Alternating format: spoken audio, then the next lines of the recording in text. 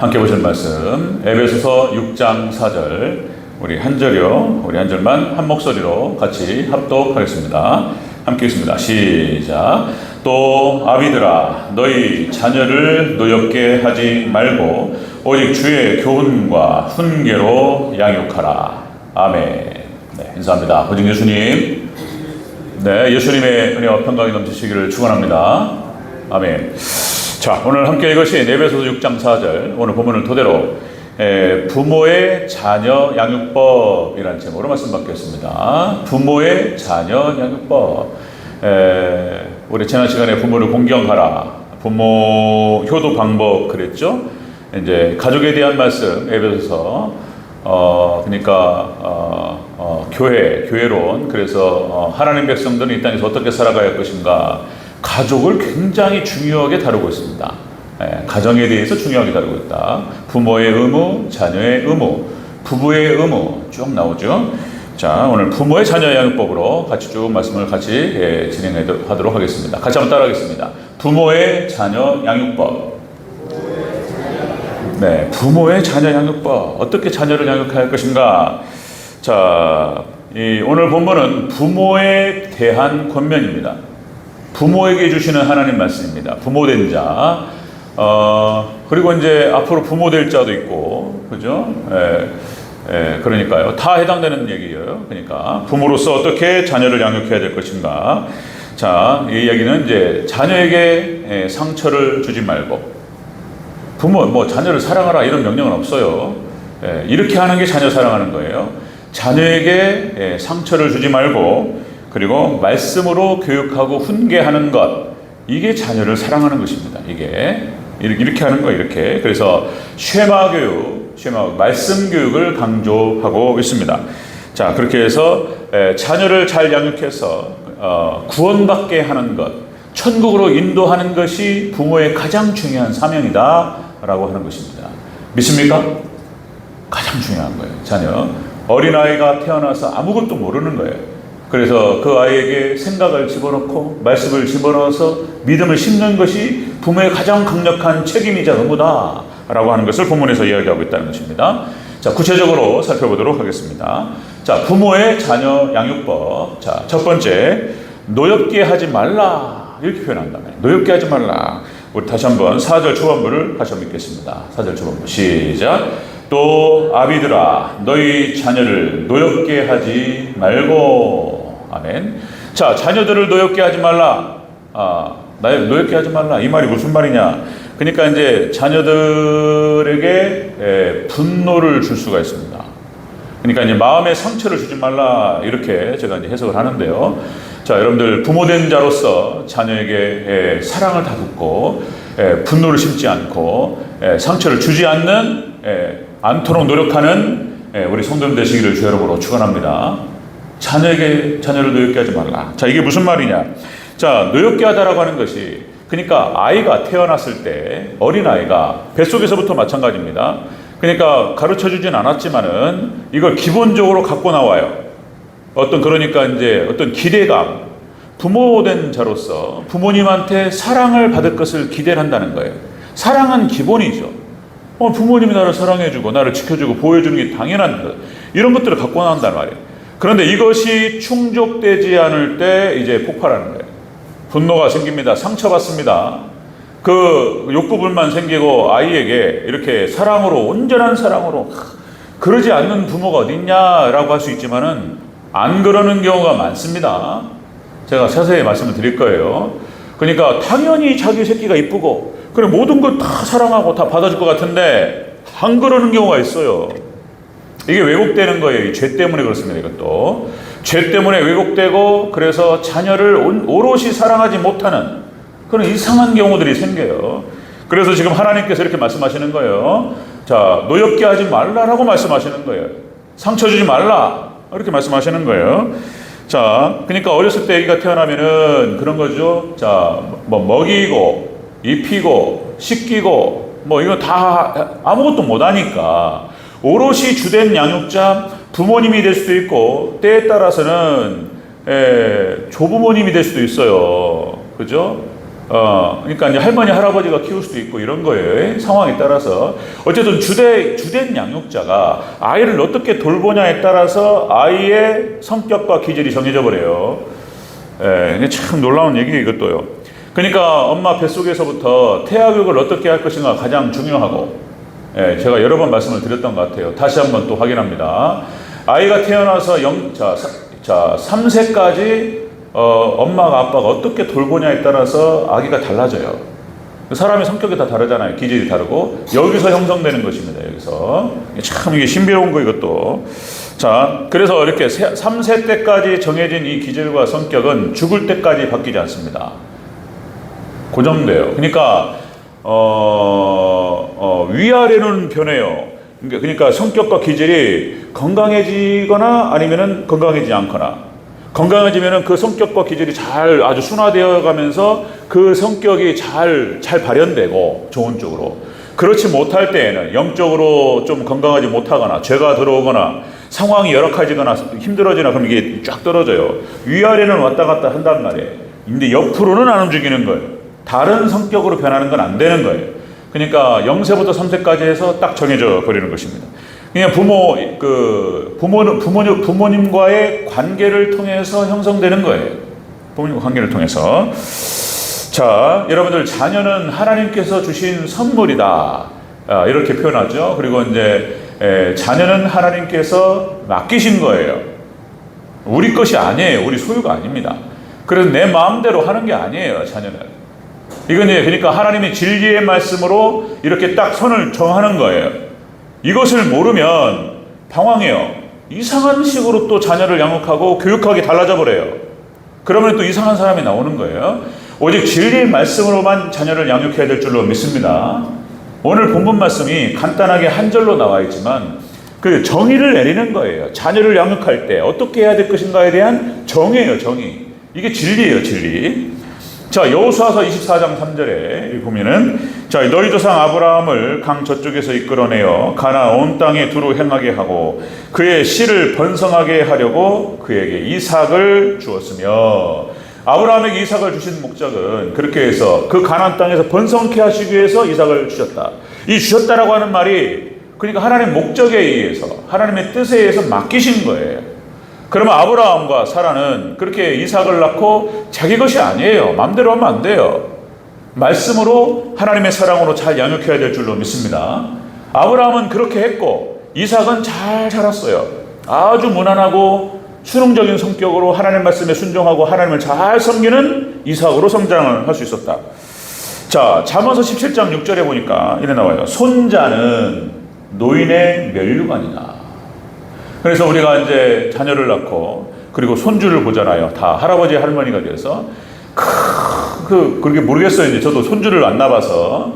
근데 뭐 손주가 더 예쁘다고 자식보다 더 예쁘다고 그러는데 모르겠어요. 경험을 안 해봐서. 손주를 보면 손자는 할아버지의 면류관 이렇게 표현하고 있어요. 자, 아비는 자식의 영화고 지금 잠언서에 설명하고 있습니다. 그렇게 해서 이 자녀라고 하는 것은 하나님께 맡기셨고 하나님 주신 상급이에요. 상급. 시편 127편 3절 5절 보라 자식들은 여호와의 기업이요. 하나님의 기업이에요. 우리에게 맡겨주신 하나님의 기업입니다. 자식들이 내 것이 아니에요. 그래서 이거를 딱 마음에 정하는 게 중요해요. 하나님의 것이고 그리고 나에게 맡기셨기 때문에 물질도 마찬가지고요. 그러니까 주신 것 하나밖에 없다고 그랬어요. 주신 것은 배우자밖에 없어요. 아내에게는 남편에게는 아내를 주신 거예요. 그냥 다른 건 다 물질도 그렇고 그 다음에 자녀도 그렇고 다 맡기신 거예요. 자, 이렇게 여호와의 기업이라고 표현하고 있습니다. 자, 이렇게 맡기신 것을 이렇게 잘 하나님의 백성과 하나님의 자녀로 길러내야 하는 의무와 책임이 있다는 거예요. 이것이 자녀를 사랑하는 거예요. 하나님 백성으로 잘 길러내는 것. 그런데 그러지 못할 때가 많이 있다고 그랬죠? 아까 제가 초반부에 말씀드렸듯이 자식을 사랑하는 것이 지극히 당연한 것인데 이게 이제 죄가 들어오고 왜곡되다 보니까 이러지 못하는 경우들이 발생하는 거예요. 예를 들어서 큰애를 낳거나 둘째를 낳거나 이제 형제가 많을 경우에 그러니까 이제 이런 현상이 벌어질 수 있습니다. 그러니까 연년생으로 낳거나 아니면 2살 터울아 3살 터도 마찬가지입니다. 낳았는데 아직 젖을 안 뗐단 말이에요. 그리고 얘를 키워. 그러니까 이제 얘는 막 엄마 보면서 이렇게 하는데 엄마가 또 임신을 바로 해가지고 또 얘가 나왔단 말이에요. 그러니까 엄마는 당연하게 이제 그 밑에 동생을 봐줘야 되잖아요. 근데 이제 이 형의 입장에서 봤을 때, 형이나 누나 입장에서 봤을 때는 이게 이제 화가 나는 거예요. 화납니다. 아시죠?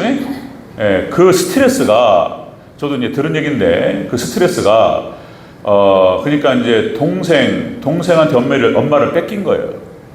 이게 그 스트레스가 마치 남편이 첩을 데리고 왔을 때 본처가 받는 스트레스 정도 된다는 거예요. 돌아버리는 거예요, 그냥. 어디서 이상한 놈이 와가지고 엄마 지금 품에 안겨가지고 조절빨고 있단 말이에요. 그 이놈이 이제 큰 오빠가, 언니가 됐든 누나가 됐든 오빠가 됐든 형이 됐든 그 스트레스는 만만치 않습니다. 기분 굉장히 상하는 거예요. 여기서 만약에 잘못될 경우에 애가 삐뚤어집니다. 성격이. 그러니까 그걸 그러지 않도록 부모가 잘 각별히 이런 거 조심해야 돼요. 그러니까 이제 병원에서 엄마가 이제 아이를 낳았다. 그러면 동생을, 그러니까 이제 엄마가 안고 있을 때 형이 딱 보거나 누나가 보면 안 돼. 그러니까 이제 먼저 큰애를 잘 돌봐주면서 밖에서 데리고 들어와야 돼. 그거 굉장히 중요합니다. 그런 거 하나하나. 안 그러면은요, 이게 해코지래요. 엄마 사랑 뺏겼다고 하면서. 그럼 얘가 삐뚤어집니다.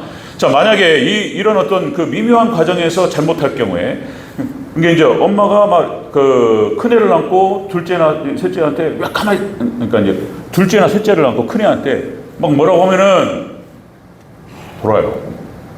그리고는 이제 엄마한테 배신감 갖습니다. 그러니까 삐뚤어질 수 있어요. 그리고 조심해야 되는 거예요. 이게 노엽게 하지 않도록, 아이에게 분노를 심지 않도록 조심해야 되는 거예요. 그냥 부모로서 해야 될 역할인 거예요. 안 그러면은 이제 엄마한테 배신감을 느끼면서 아이가 엄마로부터 독립해버립니다. 엄마한테 기대 안 해버려요. 그리고 또 아이가 이렇게 먹고 자고 또 이렇게 씻고 입고 해야 되잖아요. 다 해줘야 되잖아요. 이걸 제때 제대로 안 해주면 응가를 했는데 바로바로 안 채워주고 이러면 애가 울잖아요. 울어도 내버려 둬버려. 그러면은 아이가 이제 욕구불만이 쌓이잖아요. 또 삐뚤어져요, 성격. 분노되는 거예요. 분노가 쌓이는 거예요.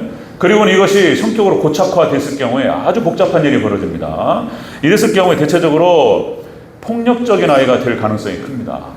그 폭력성이 일평생 갑니다. 화가 있어, 분노가. 그래가지고 이 화 때문에 이런 거예요. 화가, 한번 생각해 보세요. 그러니까 이제, 군대에서 현역이 방위를 보면 진짜 기분 나쁘다고 그러죠. 보충력. 난 죽겠는데 웃으면서 퇴근한단 말이에요. 그리고 막 승질나가지고 막 괴롭혀요. 그러니까 이게 이런 현상들. 그러니까 이제 나는 마음이 아픈데 빵빵 웃고 있어? 너는 좋냐? 잘못하면 때려요, 또. 그러니까 이제 이렇게 형성된 성격이 이 마음에 분노가 있고, 그래서 다른 사람을 해하면서 이렇게 상처를 주고 직접적인 폭력을 가하면서 희열을 낍니다. 화풀이 하는 거예요. 폭력적인 성향이 나타납니다. 그래서 이 성격이 삐뚤어지기 시작하면서 세디스트적인 경향이 나타납니다. 이럴 경우에. 세디스트가 뭐냐면은 약간의 정신병적 질환입니다. 다른 사람을 괴롭히고 다른 사람에게 폭력을 가하고 고통을 가하면서 그 사람이 아파하고 고통스러운 걸 보면서 이렇게 희열을 느끼는 거예요. 다른 사람이 고통당하는 걸 보면서 좋아, 기분이. 이상하게 기분이 좋아. 그래서 만약에 공격적으로 공격해서 육체적인 폭력을 가할 수 없다면 말로 폭력합니다, 이제. 말로 험악한 말로 해가지고 상처를 줘요. 그럼 막 상처받아 그러면 또 희열을 느껴요. 이게 세디스트 경향이 있습니다. 그러니까 이렇게 삐뚤어지는 거예요, 성격이. 그 다음에 또 이런 성격도 그때도 한 말씀, 우울질적인 경향도 마찬가지입니다. 사람이 우울질적인 성향이 있어요. 그래가지고 이 아이는 어렸을 때 제대로 된 돌봄을 받지 못했을 때, 양 부모가 바빴거나 부모님이 바빴거나 먹고 사는데 바빴어요. 그래서 애를 낳고 제대로 돌보질 못했어요. 잘 안아주지도 못하고 피곤하고 힘드니까. 그러니까 아이를 그냥 거의 유기된 거예요. 그냥 혼자 자라. 그러니까 이 아이는 어떻게 생각하냐면 나는 버려졌다라고 생각하는 거예요. 그래서 상처를 딱 받는 거예요. 그리고는 이제 우울증으로 형성이 돼버립니다. 그래서 정서적이고 감정적인 고통 가운데 살아가요. 나는 버려졌고 나는 사랑스럽지 못하고 아니 누가 봐도 정말로 잘생겼어. 그냥 이쁘고 잘생겼는데 어렸을 때 그 기간 동안에 제대로 사랑을 못 받아가지고 우울증으로 형성돼. 자존감이 굉장히 낮아요. 누가 봐도 잘생겼고 누가 봐도 이쁘고 아름답고 정말 잘생겼는데 자기는 그렇지 않다고 생각해. 이상한. 그리고 우울증으로 형성이 되기 시작하면서 그냥 우울해. 그래서 얼굴 보면 이런 사람들은 얼굴에 나는 우울해요라고 써 있어요. 그리고 이제 그 우울한 어떤 드라마라든지 이런 영화를 보면서 막 울면서 가슴이 시원하고 이렇습니다. 이것도 성격이 삐뚤어지는 것이 이게 그러니까 메조키스트, 메디스트라는 표현을 쓰는 건데 이게 핍박을 받고 고통을 받으면서 희열을 느껴. 이게 이상해지는 거예요. 또 삐뚤어지는 거예요. 응? 김광석, 아시는가 모르겠습니다. 가수 김광석 씨 같은 경우가 이제 우울질적인 그런 성향이에요. 다 그런 건 아니지만 상당한 경우가 자살로 생을 마감하는 경우가 많습니다. 그냥 너무 힘들어. 그냥 사는 게 우울하고 힘들어. 그러니까 만약에 교인이라고 한다면 이런 거죠. 내가 자살하는 것이 죄만 아니라면 죽고 싶다 이런 말을 해요. 네, 김광석 씨 자살했습니다. 결국에는 스스로 목숨을 끊어버렸어요. 그러니까 그 김광석 씨 노래를 들으면 우울해. 예, 그 뭔 노래예요 그게? 예를 들어서 집 떠나와 열차 타고 그 이병소 노래 있잖아요. 들으면 막 우울해. 그런 노래 부르면서 막 울적하고 막 이렇게 쫙 멜랑콜리하죠. 예?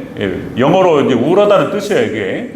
이게 우울증적인 성향. 그러니까 어렸을 때 사랑을 제대로 받지 못하고 돌봄을 받지 못해서 형성된다라고 하는 것입니다. 이 성격 유형이 여러 가지가 있어요. 제가 다 부를 수는 없고 제가 또 어떤 성향이 있냐면은 이제 이삭과 같은 성향은 또 이렇습니다. 어렸을 때 부모로부터 극진히 사랑을 받아요. 그냥 이쁘다고 그냥 다. 그러면 이제 바로바로 응가하면은 바로바로 치워주고 막 옷 갈아입히고 배고프다 딱 신호만 보이면 바로 전 물리고. 그러니까 욕구가 불만이 없어요. 그냥 편안하게 그냥 기분 좋아 그냥 나이스하고 그냥 자고 그냥. 그래서 이렇게 자란 아이들은 성격이 느긋하고 여유롭습니다. 다른 사람이 좋으면 그렇게 좋아 보이고 그냥 잘해주고. 이삭이 그런 거예요. 수능적이고 이렇게 사람이 온유하고 이런 성격으로 성장하는 거예요. 그러니까 참 이렇게 사랑받는 게 얼마나 중요한지 하나만 더 말씀드리면, 그전에 한 말씀드렸는데 이제 아까 처음에 말씀드린 케이스가 엄마하고 엇갈리는 거예요. 엄마한테서 배신감 느끼는 거예요. 그리고 또 하나 케이스는 아빠하고 부정적인 경우가 있습니다. 아빠하고 부정적. 이상하게 아빠가 아들을 낳았잖아. 딸을 낳고 아들을 낳았는데 이뻐야 되잖아요. 이상하게 안 이뻐. 이게 참 이게 무슨 조화인지 모르겠어요. 이제 우리는 또 이해가 안 가는 경우인데 아들을 낳고 딸을 낳고 안 이뻐. 그래가지고 별로 이렇게 그냥 안아주지도 않고 이런단 말이에요. 왜 그런지 모르겠어요. 그냥 엄마를 닮았는지 자기가 싫어하는 사람을 닮아서 그랬는지 이유는 모르겠지만은 어쨌든 간에 별로 안 이뻐. 그러니까 이 아이가 성장하면서 아빠한테 좀 칭찬도 받고 인정도 받으려고 막 노력을 해. 아빠가 심부름 시키면 막 열심히 해요. 청소 좀 해라. 막 광을 내. 열심히 하는데 아빠는 칭찬 안 해줘. 분노가 이렇게 쌓이는 거예요. 아빠에 대한 부정적인 감정이 쌓이기 시작하면서 그 성격이 형성됩니다. 이런 케이스가 이제 이상한 수줍음도 느끼는데 이게 안에 분노가 있다 보니까 화가 한번 폭발하면 걷잡을 수가 없습니다. 완벽주의적인 성향을 자라고 그러면서 이제 성격이 형성되는 거예요. 이 많은 기질과 성격들이 엄마와 그 3살까지 그 과정을 통해서 형성되는 거예요. 이런 것들을 보면 놀라워요. 그러니까 지금 오늘 본문에서 하나님께서 지금 사도 바울을 통해서 특별히 가족 관계를 얘기하면서 자녀를 양육할 때는 조심해라라고 말씀하신 거예요. 노엽게 하지 말고 분노가 들어가지 않도록 사랑으로 극진히 잘해야 돼요. 케어를. 그렇게 하라는 거예요. 자, 여러분들 부모의 자녀 양육법 첫 번째가 사랑으로 잘 양육해서 분노가 들어가지 않고 마음에 상처받지 않도록 잘 키워야 될 줄로 믿습니다. 그렇게 해나가는 우리 부모님들 되시기를 축원합니다. 자녀가 형성됐으면 이제 끝났어요. 네. 이제 거의 3살 그냥 고정돼 버렸습니다. 이제 그 이후에는 말씀으로 잘 양육하고 기도해주고 사랑해줘야 돼요. 자, 두 번째 보겠습니다. 두 번째, 부모가 어떻게 자녀를 양육해야 될지. 자, 두 번째는 첫 번째 가장 중요한 거예요. 분노가 들어가지 않고 마음에 상처받지 않도록 사랑으로 잘 키우는 것. 그 다음에 두 번째는 주의 교훈으로 양육하는 것입니다. 주의 교훈. 이것은 말씀으로 양육하라는 뜻이에요. 말씀으로. 안 읽고 마지막에 읽도록 하겠습니다. 4절에서 주의 교훈과 훈계로 양육하라. 자, 이 교훈으로, 주의 교훈으로 양육하라는 것이 역시 말씀으로 양육하라는 뜻이고, 이게 이제 쉐마 교육을 말하는 거예요. 하나님 말씀으로 쭉 집어넣는 것입니다. 자, 그 전에도 말씀드린 이 개념이 굉장히 중요한 거예요, 개념이. 그러니까 교회에서 교육부에서 교육하는 거라든지 자녀로서, 부모로서 자녀를 교육할 때 가장 중요한 것이 뭐냐면 구원론이에요. 그래서 복음을 심고 예수님을 전해서 그 아이에게 예수님을 심고 말씀을 전하고, 말씀을 심고 복음을 심어서 그 아이가 구원받을 수 있도록 인도하는 것이 부모의 가장 큰 책임이라는 거예요. 믿으시기를 축원합니다. 부모로서 그렇게 해야 되는 거예요. 자녀를 예수님께로 인도하고 말씀께로 인도하고 하나님께로 인도해서 그가 예수님을 영접하고 말씀을 영접하고 복음을 영접해서 하나님 백성 되어지고 하나님 자녀 되고 구원받는 영혼이 될 수 있도록 인도하는 거예요. 이게 가장 중요한 거예요. 이게 자녀를 사랑하는 거예요. 이게 자녀를 위하는 거예요. 자, 또다시 저 뒤에 또 붙여놓은 말씀, 히브리서 4장 12절 말씀. 하나님의 말씀은 살았고 활력이 있어서 날선 검보다 예리하여 혼과 영과 헌과 관절과 골수를 찔러 쪼개기까지 하며 우리의 마음과 생각을 검찰하신다. 그러니까 말씀을 양육해서 우리 아이가 말씀을 집어넣는 거예요. 그래서 그 아이가 구원받는 영혼이 되고 도덕적인 사람이 되고 건강한 아이로 성장할 수 있도록 그 아이를 케어하는 것이 부모의 책임입니다. 자, 이걸 규정하는 거예요, 하나님께서. 여러분, 주의 말씀으로 잘 교육하는 우리 성도님 되시기를 축원합니다. 손주가 나오면 또 그렇게 해야 돼. 그렇게 잘 유도해야 돼요, 손주가 나오면. 자, 여러분들 유대인들 또 예를 드는 거죠. 유대인들이 어떻게 자녀를 양육하는 것인가. 그래서 말씀을 암기시켜요, 유대인들. 그래서 테필린이라고 해가지고 모세 오경을 암기시킵니다. 이게 하나님, 우리 사람이 말씀으로 창조되었다. 그래서 하나님 말씀과 친화적이에요. 그러니까 말씀의 프레임이 들어가면 이 뇌가요, 이게 딱 함성이 돼요. 이게 굉장히 중요한 거예요. 또 성장 과정에서 13살까지. 유태인들은 그래서 회당에서 아이들의 말씀을 암송시킵니다. 암기시켜요. 그러면은 그 언어가 여기 딱 잡혀요. 프레임이 들어가는 게 중요해요, 이것이. 자, 그래서 이것이 어떤 뇌의 패턴화가 생기면은 천재가 나와요, 천재가. 그래서 미국의 유태인들이 지금도 여러분들 미국 인구의 4%밖에 안 돼요. 미국 인구의 4%밖에 안 되는 유태인들이 아이비리그의 30%가 넘게 들어갑니다. 미국 북동부에 그 사립대학교 8개 대학이 있어요. 아이비리그라고 해서 뭐 하버드, 에일, 프린스턴, 펜실베니아, 무슨 또 어디요? 8개 대학이 있습니다. 코넬 대학, 이렇게 8개 대학. 그러니까 그 대학 출신들이 거기다가 미국의 지도층으로 들어갑니다. 미국을 다 지배해요. 근데 거기에 30% 이상이 유태인들이에요. 그 다음에 전 세계 인구의 0.1%에서 0.2%가 됩니다. 유태인 인구가. 그들이 노벨상의 22%에서 23%를 잡습니다. 그러니까 이렇게 어떻게 자녀를 하나님 말씀으로 이렇게 모세의 오경이 들어가고 그 말씀이 들어가면서 애들이 머리가 트여요. 자, 여러분들, 우리가 말씀으로 기도로 잘 영육할 때 아이들이 기가 막힌 인물들이 나올 줄로 믿습니다. 그런 인물들로 잘 만들어가는 우리 성도들 되시기를 축원합니다. 교육부 철학도 마찬가지예요. 구원론이에요, 구원. 말씀을 집어넣고 예수님을 집어넣어서 애들에게 믿음을 심어가지고 구원시키는 거예요. 이게 가장 중요한 거예요, 이것이. 이게 전부예요, 이게. 처음부터 끝까지 다 구원론입니다. 자, 쉐마죠. 역시 이스라엘 백성들에게 하나님께서 모세를 통해서 하신 말씀. 자녀를 이렇게 양육하라. 자, 내 자녀에게 부지런히 가르치며 집에 앉았을 때든지 일어날 때든지 그 다음에 누웠을 때든지 이 말씀을 강론할 것입니다. 계속 하나님 말씀으로 양육하는 거예요. 교환하는 거예요. 그리고 말씀의 교훈이 그 아이에게 머리에 심겨질 수 있도록. 자, 베드로전서 2장 2절에서 이렇게 표현하죠. 갓난 아이들 같이 순전하고 신령한 젖을 사모하라. 이는 그로 말미암아 너희로 구원에 이르도록 자라게 함이니라. 아멘. 여러분들, 하나님 순전한 말씀을 사모하시기를 축원합니다. 말씀이에요, 말씀. 아이들도 그렇게 어렸을 때부터 그렇게 쫙 심어 나가는 거예요.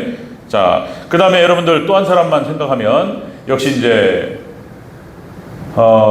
사무엘이죠. 사무엘. 한나, 역시 한나입니다. 그래서 한나가 얼마나 마음이 짠하냐 말이에요. 예? 아이가 없다가 하나 태어났는데, 아들이 하나 태어났는데 진짜 얼마나 귀하냐고요. 근데 하나님께 서원을 해서 이 아이를 바쳐야 되잖아요. 그러니까 이제 젖을 떼고 이제 엘리 세상에 맡기는 거예요. 그러니까 젖될 때까지 이 한나가 아이를 품고 얼마나 마음속에서 아이를 잉태했을 때부터 그렇게 극진하게, 그죠? 그리고 그 젖을 물리면서 그냥 기도하면서 얼마나 잘 키웠을까. 이렇게 큰 아들이 사무엘이 되는 거예요. 사무엘처럼 탁월한 사람이 없어요. 또 한번 말씀드리면 아브라함도 흠이 있고 이삭도 흠이 있고 야곱도 흠이 있고 뭐 다윗도 흠이 있고 다 흠이 있어요. 사무엘은 흠이 없어요. 흠이 있다는 얘기가 전혀 안 나와요. 거의 완벽한 사람이었습니다. 철저하게 기도했던 사람이고 기도 쉬는 죄를 범하지 아니하리라. 하나님께서 맡겨주신 그 선지자적인 사명과 사사로서의 사명을 가지고 충직하게 그 사명을 감당했던 사무엘. 그 아이가 바로 그렇게 크는 거예요. 그런 인물들이. 우리가 아이를 잘 키울 때 탁월한 인물로 성장하게 될 줄로 믿습니다. 이렇게 키우라는 거예요. 이렇게 어렸을 때부터, 태교 때부터 찬양을 듣고 태교 때부터 예배를 드리고, 그죠? 임신했을 때부터 그렇게 하는 게, 교회에서 말씀을 읽고 말씀을 묵상하고 그 은혜가 아이로 다 내려가는 거예요. 아이를 품고 젖을 먹이면서 기도하고 이렇게 하는 거예요. 자, 3살 버릇 8까지 갑니다. 진리입니다. 이런 속담이 그냥 나온 게 아니에요. 어렸을 때 형성된 그 성격이 그냥 끝까지 가버려요. 그냥 죽을 때까지. 그때가 가장 중요한 거예요. 아기 때. 자, 주일학교 역시 또다시 그 유대인 회당에 또 나와 있는 글 딱 붙여놓고, 뭐 from generation to generation, 세대에서부터 세대까지 3대 4대가 한 회당을 다녀요. 유대인들. 그래가지고 할머니 할아버지가 부모님이 드리는 그 예배를 어린아이들이 참관하면서 같이 드립니다. 어렸을 때부터 그걸 보고 배워요. 그 아이는 절대로 떠나지 않아요. 그 자리를, 그때 어렸을 때 배웠던 그 자리를 떠나지 않습니다. 떠나더라도 반드시 돌아옵니다.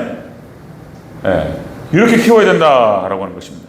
그리고 일평생 하나님 예배의 자리를 떠나지 않냐고 이렇게 안식일을 거룩하게 지키면서 온 가족이 예배를 드리고, 이것만큼 큰 축복이 없는 줄로 믿습니다. 아버지가 말씀을 토대로 권면하면 아들이 그대로 순종하고, 그죠? 아버지를 존경하고 어머니를 공경하고 자식을 말씀으로 양육하고 손주를 갖다가 이런 거 대를 이어서 탁월한 인물들이 나와요. 지도자들이 나오는 거예요. 자, 부모로서 자녀를 어떻게 양육해야 될 것인가. 이렇게 자녀에게 분노를 심지 않고 상처받지 않고 사랑으로 잘 키워라. 하나님 명령이에요. 명령. 그리고 주의 말씀으로 양육하라. 그대로 순종하는 우리 성도님 되시기를 축원합니다. 자, 그럼 세 번째 부모의 자녀 양육법. 세 번째는 훈계로 양육해야 되는 거예요. 훈계로. 자, 다시 한번 읽겠습니다. 우리 4절을 다시 한번 읽겠습니다. 시작. 또 아비들아, 너희 자녀를 노엽게 하지 말고 오직 주의 교훈과 훈계로 양육하라. 아멘. 훈계로 양육하라. 이 훈계가 뭐냐면은 책망으로 양육하라는 거예요. 훈계하라, 책망하라, 그런 뜻이에요. 이 훈계라고 하는 말이 원어 뜻이 권고하다, 그리고 징계하다, 그 다음에 교정하다는 뜻이 있습니다. 교정하다. 교정이 뭔지 알죠? 우리가 그 감옥 교도소에 가면은 거기 관리하시는 분들의 그 공무원들이죠? 그 뭐라고 하죠? 교정직이라고 그래요. 교정직.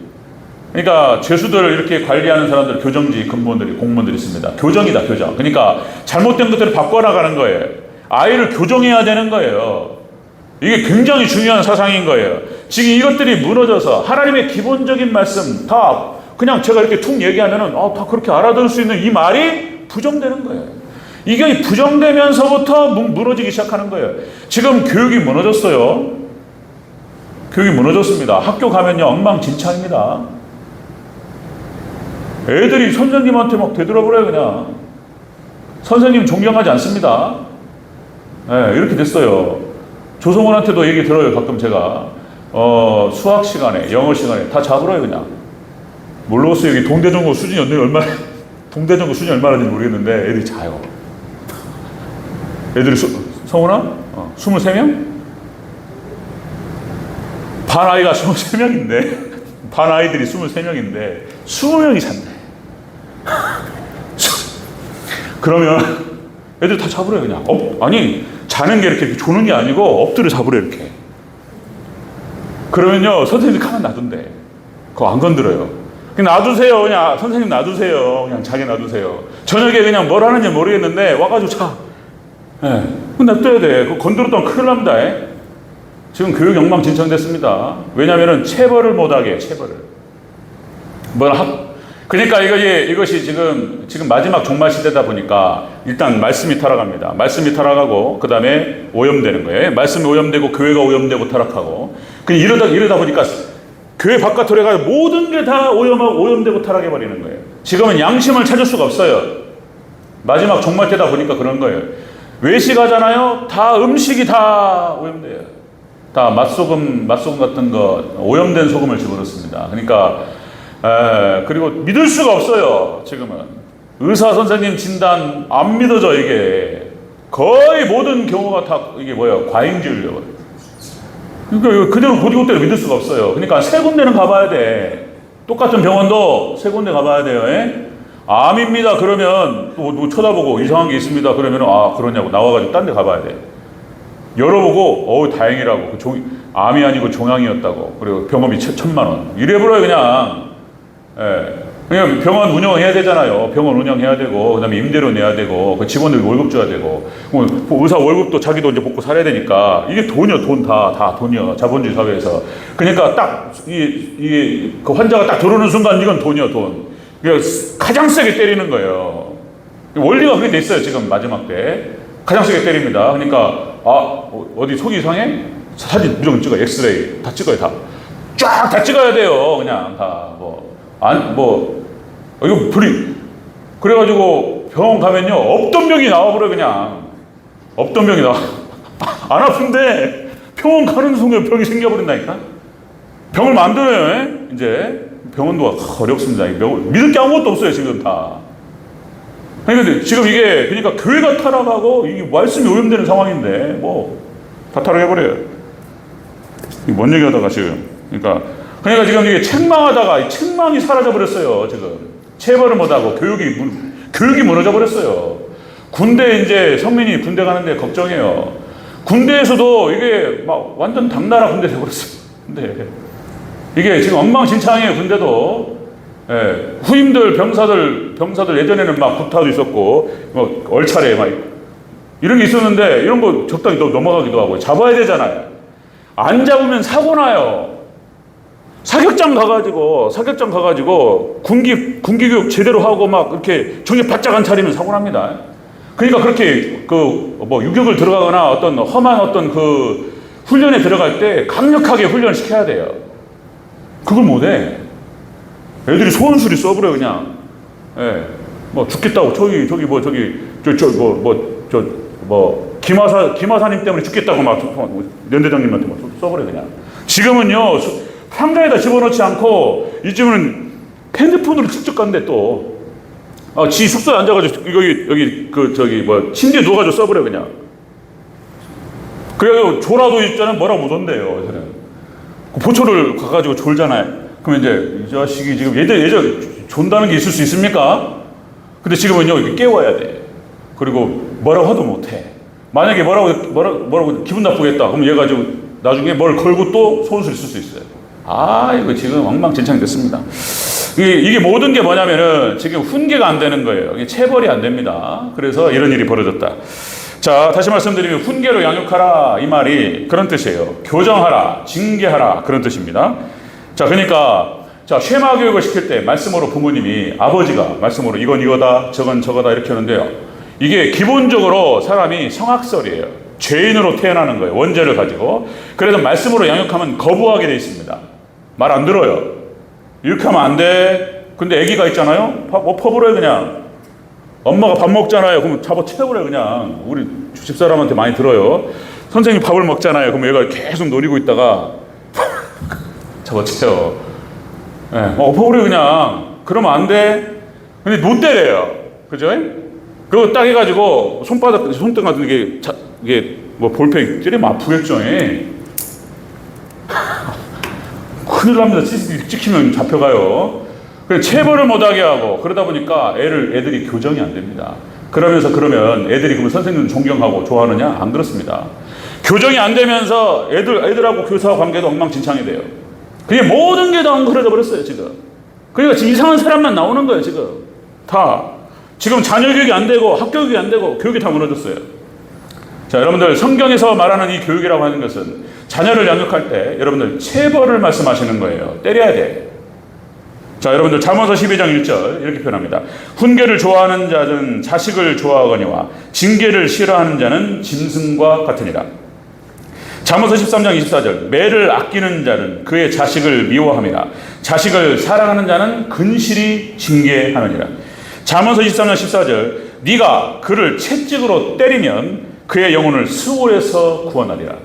그러니까 자식을 할 때 말씀을 집어넣는 거예요. 신앙을 집어넣을 때 거부한단 말이에요. 성경 읽어라, 예배 드리라, 아예 안 한다고 그런다고. 그때는 잡아야 돼. 회초리 예배 때 안 가? 그러면 되게 돼 있어요. 네, 처음에 잡아야 돼, 처음에. 예배를 안 드려? 거짓말? 있을 수 없는 일이에요. 그러면 때려가지고 잡아야 돼요. 때리라는 거예요. 강제로 집어넣는 거예요.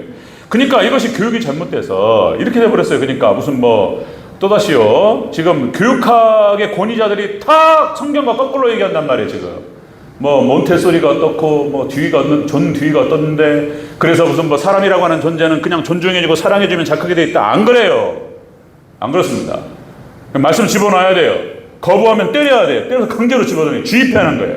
그래서 주입식 교육으로, 처음에 주입식으로 해가지고 암기시켜야 돼요. 그런 다음에 창의력이 나오는 거예요. 아무것도 없는데 뭔 창의가 나오냐 말이에요. 성경 그렇게 얘기하지 않습니다. 매를 강조해요. 잠언서 10장 17절 훈계를 지키는 자는 생명길로 행하여도 징계를 버리는 자는 그릇 가느니라.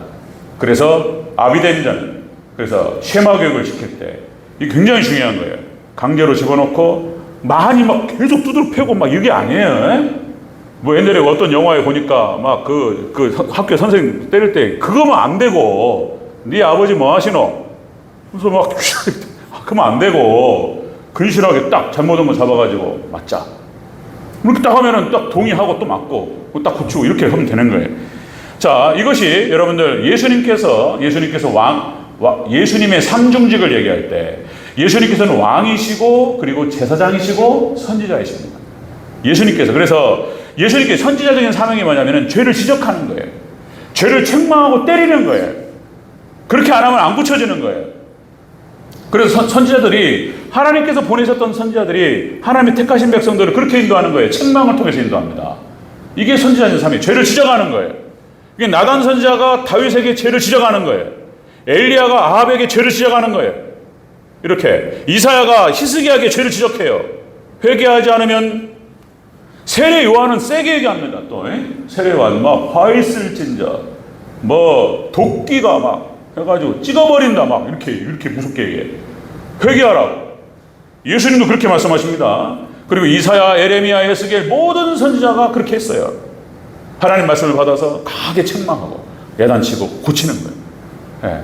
이게 목사가 이거를 또 해야 되는데 지금 이게 또 엉망이 돼버렸어요. 그리고 예전에는 저는 그렇게 생각했습니다. 야, 이게 목사가 제대로 하려면은, 목사로서 선지자 사명을 제대로 구실을 하려면은 50이 넘어야 되는구나. 최소한. 이게 40대는 안 되는구나. 또 이런 생각이 들어요. 50. 근데 50을 제가 넘겼더니, 아니야, 이것도 50 넘겨도 안 되는 것 같아. 이게 또, 우리 또 교인들이 더 나이가 많으셔가지고, 이제 60이 넘어야 되나? 60 넘기면 될까요? 우리 원로 목사님께서 여기 자리에서 책망하신다고 들을까요? 또 안 들어요. 이게 나이가 문제가 아니야, 사실상. 근데 그러나 이제 아무래도 30대 그러니까 디모데는 어렸는데, 그래서 이제 너의 연소함을 업신여기지 못하게 하라 이렇게 권면도 하고. 어쨌든 여러분들 하나님 말씀, 제가 여기서 오늘 에베소서 6장 4절, 여기 하나님께서 사도 바울에게 주신 말씀, 하나님께 사도 바울을 통해서 에베소 교회에게 주신 말씀, 하나님 말씀입니다. 이 말씀을 그대로 제가 드리는 거예요. 하나님 말씀으로 들으시기를 축원합니다. 제 얘기가 아니고 목사 얘기로 들으면 아무것도 의미가 없는 거예요. 이게 목회자, 설교자는 철저하게 하나님 본문으로 말씀하게 하고, 그리고 성도는 그 본문 그대로 하나님 말씀으로 받을 때에 축복이 있을 줄로 믿습니다. 네. 오늘 새벽에도 말씀 나눴는데 그 기가 막힌 얘기예요. 창조기사. 그러니까 프레임을 첫째 날, 둘째, 셋째 날 프레임을 먼저 만드시고 넷째 날, 다섯째, 여섯째 날 그 프레임 안에 집어넣었다는 거예요. 3구조로 되어 있다는 거. 그래서 모든 창작 활동은 프레임을 만들 때 들어가요. 시를 쓰거나 소설 쓰도 마찬가지입니다. 먼저 논문도 마찬가지예요. 전체적인 그림을 악보를 짜고 집어넣는 거예요. 설교도 마찬가지예요. 근데 이게 무너지면은 안 들려요. 자, 그러니까 여러분들 오늘 본문 말씀을 통해서 여러분 꼭 기억하셔야 됩니다. 다시 한번 정리합니다. 자, 부모가 자녀를 양육할 때 어떻게 해야 될 것인가? 그렇게 해서 분노를 심지 않고 마음에 상처받지 않도록, 그리고 주님의 말씀으로 양육하고 훈계로 양육해야 되는 거예요. 예. 그리고 이제 벗어나면 13살 초등학교 넘어가 때리면 안 돼요. 그때는 그냥, 왜냐면 이제 교정이 안 돼요. 오히려 더 반발심만 삽니다. 그래서 사랑해주고, 그리고 이제 말씀으로 권면하고, 이렇게 잘 자랍니다. 자, 이렇게 해서 우리 대전제일교회 모든 성도님들, 자손들이 정말 이 시대 큰 인물이 우리 대전제일교회에 나오기를 주의 이름으로 축원합니다. 큰 인물들을 다 양육하고, 우리 교회에서 앞으로 하나님께서 허락하시면 대전제일교회에서 주일학교가 형성이 되고, 그리고 아이들을 우리가 길러야 될 그런 어떤 은혜가 있을지 모르겠는데 그렇게 되겠죠. 그때 이런 자세로 아닌 건 따끔하게 아니야 딱 얘기해주고, 말씀으로 양육하고 훈계로 양육하고, 그래 큰 인물, 하나님께서 맡기신 그 아이들을 큰 인물, 대단한 인물들로 키워내는, 그리고 구원받는 천국 가는 인물들로 키워내는 우리 성도님 다 되시기를 주의 이름으로 축원합니다.